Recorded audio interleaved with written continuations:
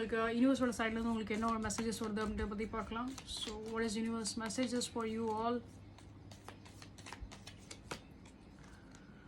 Okay, so we get the card like 10 of swords and knight of swords and 7 of swords, and we get the five of stripes. Okay, so guys, in case உங்களுக்கு like மத்தவங்கனால ஏதாவது ஒரு சில ப்ராப்ளம்ஸோ இல்லை பர்சனலாக ஜென்ரலாகவே உங்கள் லைஃப்பில் ஏதாவது ஒரு சில விஷயங்களை நீங்கள் கோ த்ரூ பண்ணியிருக்கீங்க and some kind of uh cases ஏதாவது லைக் ஃபேமிலி ப்ராப்ளம்ஸ் கூட இருந்திருக்கலாம். Some kind of uh cases like overall ஏதாவது ஒரு சில பிட்ரேடு நீங்கள் வந்து ஃபீல் பண்ணுறீங்க.